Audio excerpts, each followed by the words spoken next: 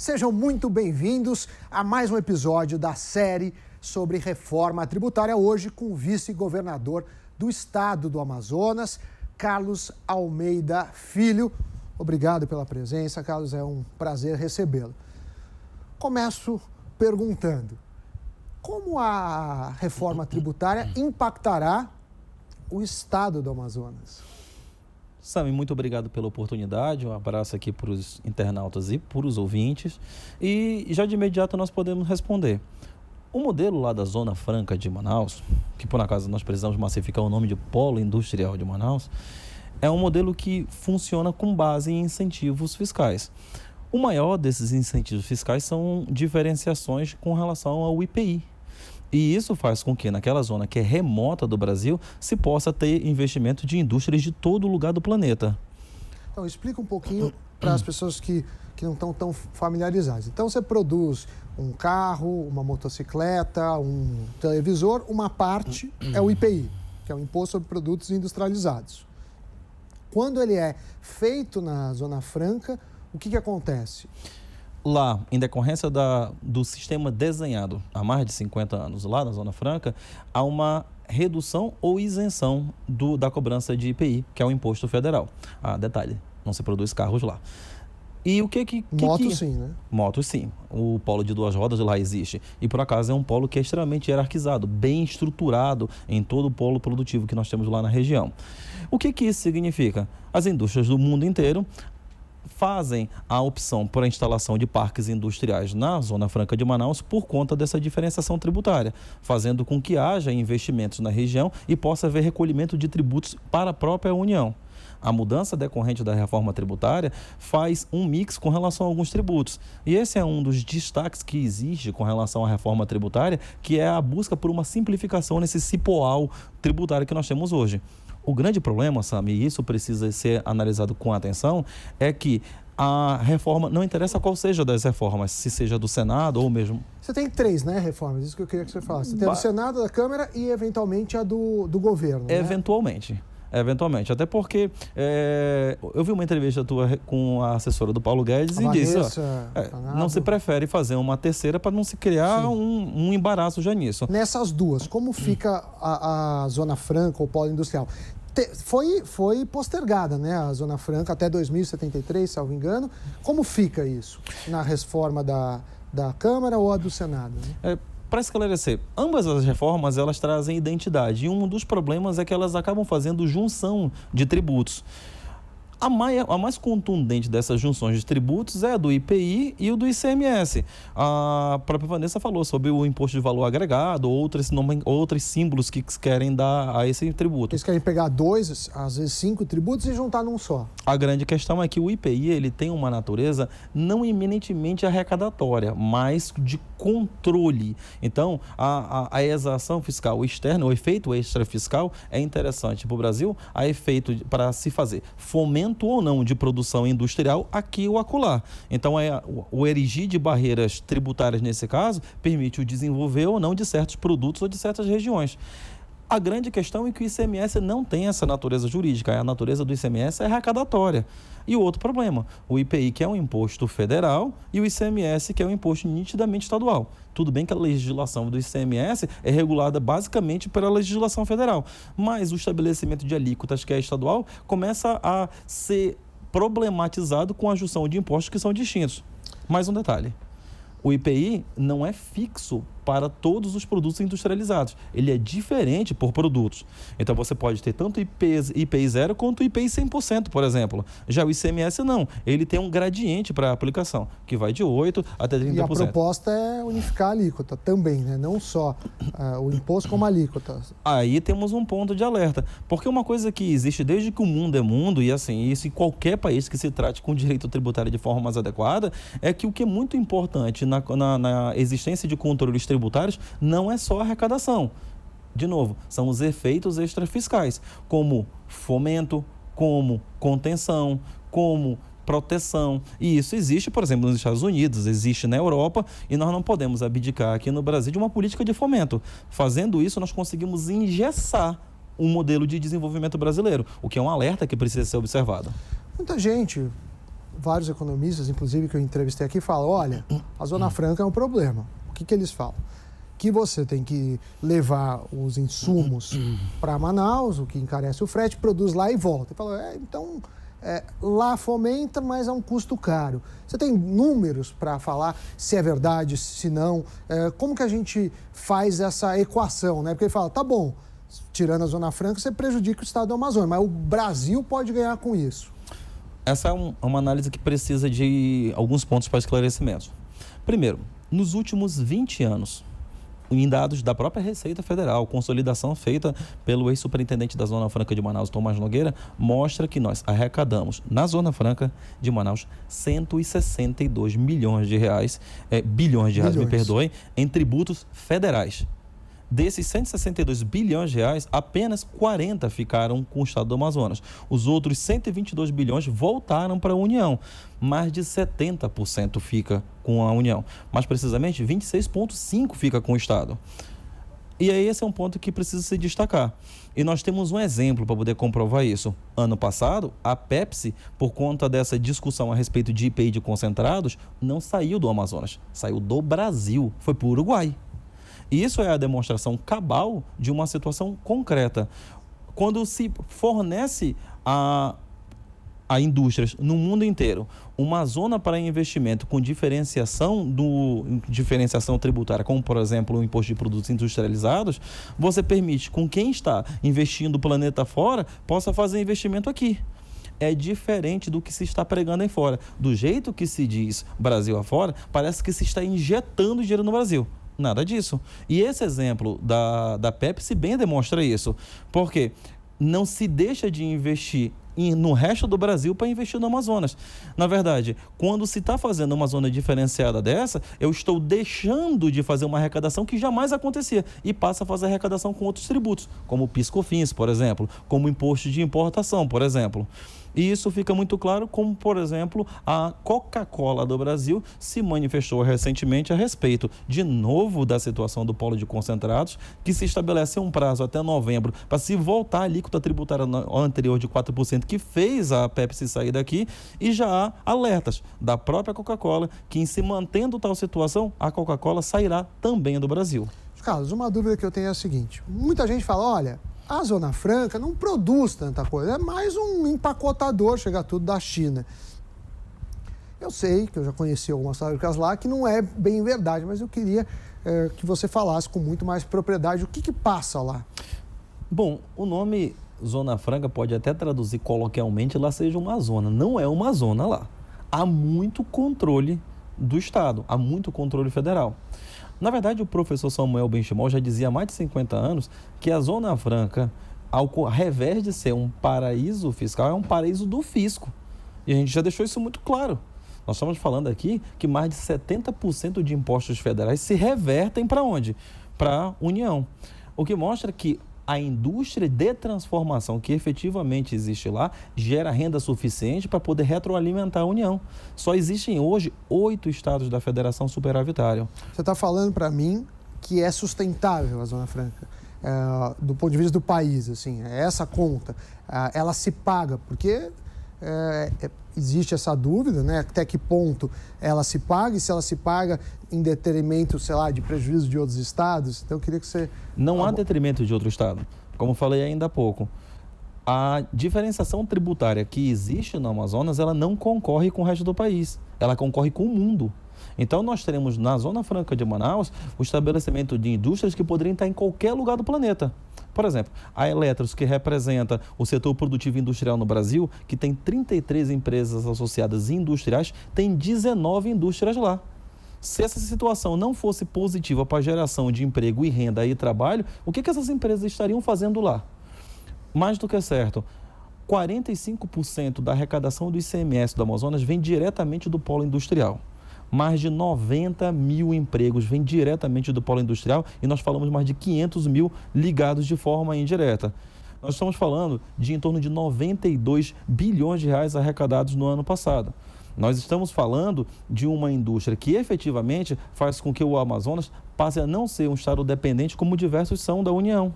A propósito, o discurso que existe no governo federal é efetivamente de mais Brasil e menos Brasília. O Amazonas mostra isso há mais de 50 anos. Falando nos 50 anos da Zona Franca, e estava postergado, agora com a reforma a gente não sabe até quando fica. A ideia de vocês é que seja sempre, que seja perene essa Zona Franca, ou vai ter uma medida que fala, não, você me ajudou para chegar até aqui, eu me instalei, agora não preciso mais desses incentivos? O mote da Zona Franca, ou melhor falando, polo industrial de Manaus, é a manutenção da floresta em pé. Esse é o mote da sua existência. Basta olhar qualquer estado da Amazônia Legal e verificar qual é a diferença que existe do Amazonas para todos os demais. O Amazonas mantém 90% de sua floresta em pé. E o grande motivo é justamente isso. A indústria de transformação permite isso. Deixa eu fazer só um destaque. Quando eu digo indústria de transformação, eu não estou falando, como se fala coloquialmente, montar caixinha, não.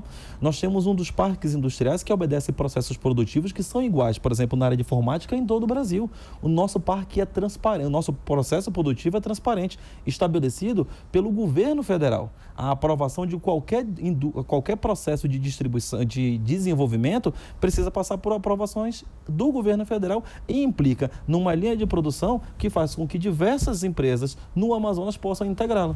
Nós temos indústrias que fazem a integração de insumos nacionais ou a integração de insumos internacionais, fazendo com que o Brasil exporte produto já trabalhado. O Brasil, no caso do Amazonas, não é um exportador de commodity.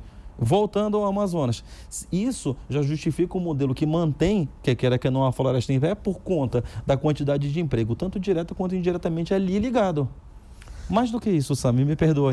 Claro. Se discute há muitos anos a necessidade de investimento mundial no Amazonas para que se mantenha a Amazônia, porque é um patrimônio mundial. Isso foi pauta de discussão na COP25. Isso foi pauta da discussão do Sínodo da Amazônia. O mundo está falando em injetar dinheiro. O Brasil já faz há 50 anos um modelo de diferenciação tributária que não implica a injeção de um único centavo. E o Amazonas acaba retornando para o Brasil investimentos. Isso é sustentável. E ainda que isso gerasse custos e não gera, quanto equivale manter a nossa floresta em pé? Isso não é só para nosso deleite. Uma coisa que temos que deixar muito claro, a manutenção desse bioma é importante para o Brasil inteiro. Até porque, vamos aqui falar um pouquinho de geografia. Os nossos chamados rios aéreos, que é produzido pela nossa floresta, alimentam as chuvas no sul, no sudeste e no centro-oeste, fazendo com que haja uma integração que é necessária de responsabilidade do Brasil. Eu destaco mais um ponto ainda, e esse ponto é extremamente importante. Esse modelo de desenvolvimento é repetido em qualquer lugar no planeta. Os Estados Unidos, que é a meca do capitalismo mundial, possui 293 zonas semelhantes à Zona Franca, que não possuem o mesmo modelo integrado que nós possuímos hoje. Uma questão que eu acho que volta ao início da entrevista, assim, tá bom, você tem os argumentos de defesa da Zona Franca, mas tem duas propostas rolando aí. Tem proposta do Senado, proposta da Câmara. Como vocês vão posicionar? Que propostas vocês estão apoiando? Como o Estado do Amazonas vai ajudar nesse processo? De uma coisa é fato. Qualquer proposta que venha fazer a promessa de substituição de emprego por fundo não será aceita pelo Amazonas. Fundo não substitui emprego. E isso nós deixamos muito claro com a nossa própria série histórica. Outra situação, é necessário que se possa observar que as diferenciações tributárias que estejam no Amazonas não sejam planificadas a ponto de tornar a ausência de competitividade lá como sendo a evasão de indústrias do próprio Brasil. E isso é importante, porque recentemente o Brasil foi sancionado pela Organização Mundial de Comércio na legislação nacional de informática, excepcionando o Amazonas, compreendendo que essa diferenciação é necessária para a manutenção da floresta em pé. Isso foi objeto de discussão e saiu em pauta ano passado, já que as adequações referentes à legislação de informática precisariam ser adequadas até o dia 31 de dezembro do ano passado. E houve participação ativa, não só da bancada do Amazonas, como de diversas bancadas nesse sentido. Então vocês estão contando com a bancada de vocês para tentar incluir na reforma que for. Pelo que eu entendi, o governo vai tentar unificar as duas e tentar seguir nesse caminho para fazer isso. Mais do que isso, os estudos que são feitos hoje sobre a própria reforma têm apontado que a reforma é prejudicial até a São Paulo. Nós temos, então, junto com o Amazonas, a bancada tanto de São Paulo quanto de Minas Gerais apontando que a reforma precisa ser analisada com cuidado. Por que São Paulo e Minas Gerais estão preocupados, esses estados, com a manutenção da Zona Franca? Eu estou falando no caso da reforma. Da reforma em geral. Estou falando da reforma em geral.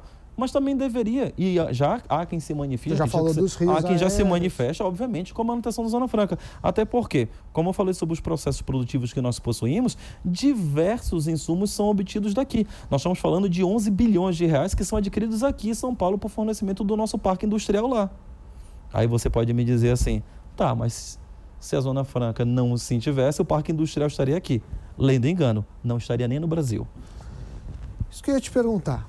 Suponha que não seja mantida a Zona Franca. Quais as esferas que a gente sentiria aqui? Você falou já de sustentabilidade, né? de uma questão da ecologia, próprias chuvas, as florestas em pé, emprego e impostos. Assim, eu queria que você tentasse dar um resumo. Assim, se não aprovar, o que a gente pode esperar do futuro do estado do Amazonas ou futuro desse polo industrial? Dizem que a gente deve estudar a história para poder evitar que a gente erre no futuro. Basta olhar para Detroit. Se quiser o Brasil inteiro como uma Detroit americana, então você pode analisar para a Zona Franca como um inimigo. Não há quem sustente a destruição do modelo que funcione se tem um conhecimento adequado sobre ele. Nós estamos aqui repetindo. Mundialmente se diz que ambientalmente é necessário se investir no Amazonas. O Brasil não investe. O mundo não tem investido. Então, o que nós temos hoje lá? Um modelo de tributação diferenciada que permite com que haja um motor de autodesenvolvimento. Isso faz com que a redução do IPI ou a isenção funcione como isca para atração de indústrias no mundo inteiro. Quando isso acontece, eu consigo fazer a arrecadação de outros tributos. Está aí os resultados, fornecidos pela própria Receita Federal. Se o Brasil quiser acabar com a Zona Franca, ele não está dando um tiro no pé, ele está dando um tiro na cabeça, matando um parque industrial aqui, fazendo com que o Brasil passe, ao invés de adquirir produtos que qualquer pessoa que possa estar acompanhando na televisão, no rádio, no seu carro, que são produzidos na Zona Franca, passa a ser produzido em qualquer lugar do planeta. E aí o que acontece com isso? Nós arrebentamos a balança comercial brasileira, fazendo com que o Brasil, em médio prazo, ou mesmo até curto prazo, tenha dificuldades com relação à sua própria sustentabilidade. Quais são as principais indústrias desse polo industrial? A gente sabe que tem eletros, né, televisores, celulares, é uma indústria pujante. Lá você tem também duas rodas. Quais são os setores industriais ou os tipos de indústria que estão lá hoje? O engraçado falar é que, apesar de previsto constitucionalmente, a Zona Franca possui regulamentação feita por decretos. E isso causa uma instabilidade. Antes de falar da instabilidade, eu vou falar de apenas uma indústria. A Moto Honda, por exemplo. Moto. Que é o polo que integra lá o polo de duas rodas. A Moto Honda, lá no Amazonas, possui uma das estruturas mais verticalizadas que se possui. O que quer dizer isso? Que a Moto Honda no Amazonas acaba indo além do que se estabelece o PPB, integrando uma grande quantidade de parceiros comerciais, fazendo com que haja uma ampliação da geração de renda lá. Ou seja, autopeças... Fundição. Fundição. Vai desde a fundição até a montagem. E nós estamos aqui convidando a qualquer pessoa, eu como representante do governo aqui, em convite pelo governador Enzo Lima, convida qualquer representante nacional ou internacional a conhecer esse modelo. Nós temos, por exemplo, lá a Samsung e outras indústrias que acabam investindo em P&D, fazendo com que, por exemplo, eu tenha no estado do Amazonas softwares que existem na área de saúde desenvolvidos integralmente com P&D. As fundações públicas do estado do Amazonas são gerenciadas por um software, o iDoctor, desenvolvido por P&D. Nós temos hoje no estado do Amazonas uma integração que faz com que nós temos uma universidade inteira mantida com recursos do próprio polo industrial. Nós temos uma universidade que está em todos os municípios do Amazonas, permitindo com que haja inclusão, desenvolvimento. Qual é essa fonte de renda? O polo industrial. Se nós acabamos com isso, nós estamos fazendo um modelo que é efetivamente liberal de geração de renda a ser um modelo efetivamente pedinte. E isso é uma coisa extremamente interessante, porque para o Amazonas, 70% de que nós arrecadamos vai para a União. E essa proporção não é muito diferente do resto do Brasil. Ora, Como se repete no governo federal, a população vive nas cidades e, consequentemente, nos estados, então a distribuição desse bolo tributário deveria acontecer diferente. Nós estamos passando por um problema agora. Nós precisamos fazer investimento de infraestrutura, e isso para a gente é extremamente importante. E nós estamos buscando no Banco Mundial um empréstimo para financiamento de nossa infraestrutura. Nós estamos falando que 26,5% dos nossos tributos acabam ficando aqui e a grande maioria retorna para a União. Se um percentual de 1% disso ficasse no Amazonas, o Amazonas poderia bancar muito bem as suas responsabilidades e não ficar batendo de pires na mão pedindo que haja investimentos que deveriam ser de forma extremamente perene no próprio Amazonas. Então, para concluir, a agenda de vocês, né, o governo promete, ou pelo menos tem o anseio de colocar a reforma tributária no primeiro semestre, até porque depois fica difícil, você tem eleições municipais. O que vocês pretendem fazer? Vocês estão tentando dar informação para as bancadas, apoio de outros estados que também têm interesse em manter a Zona Franca. Qual que é a estratégia para vocês conseguirem atingir a permanência da Zona Franca? Eu acho que isso perpassa pela própria reforma, até por conta dos alertas que nós temos mundiais. Aí a gente está falando aí da já recente declarada pandemia de coronavírus, a gente precisa ter atenção nisso. Essas reformas tributárias que são necessárias acontecer, até porque nós precisamos efetivamente de simplificação do modelo tributário. Qualquer empresa que tenha sede em mais de um estado já sabe do terror que é para poder fazer as prestações contábeis necessárias. Imaginem uma que esteja em 27 estados da federação. Isso é um caos.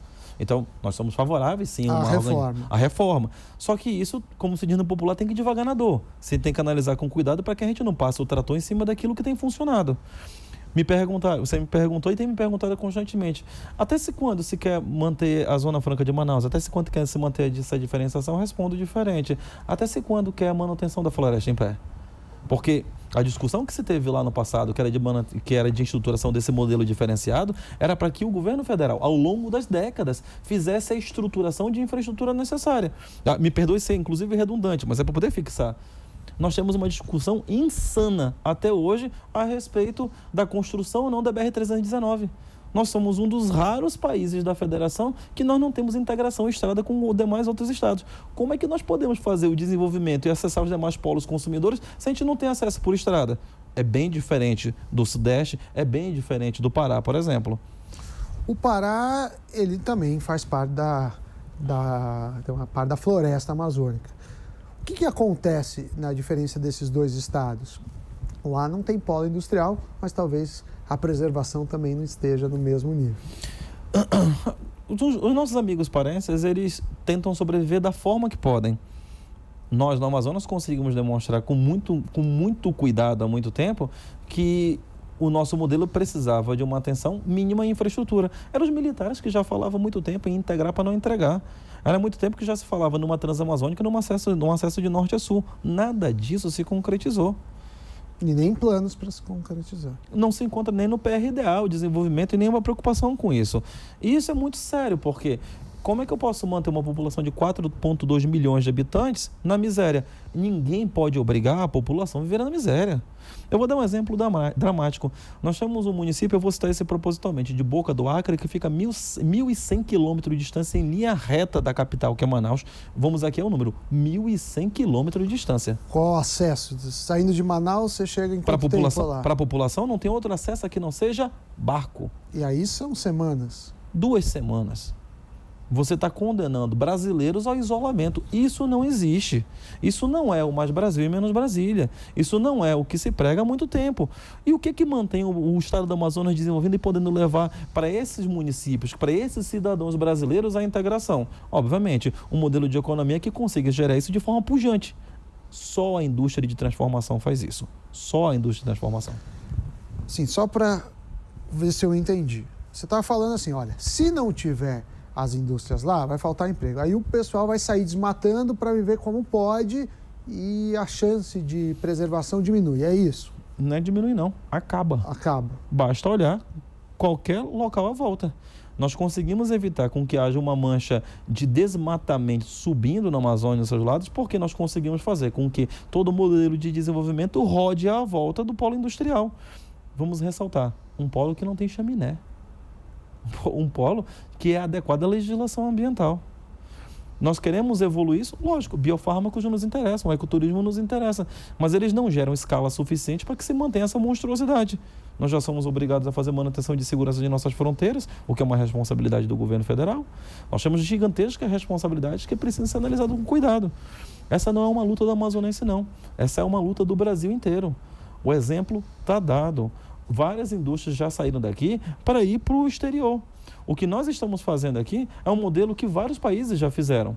E quando nós vamos falar em liberar barreiras tributárias para ingresso de produtos externos aqui, fazendo com que um modelo liberal, onde se você não consegue fazer sem incentivo você a produzir fora, você está seguindo uma cartilha equivocada.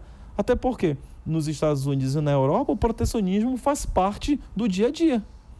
A propósito, nós que exportamos commodities para os Estados Unidos, nós enfrentamos barreiras gigantescas com a entrada de nossos produtos lá.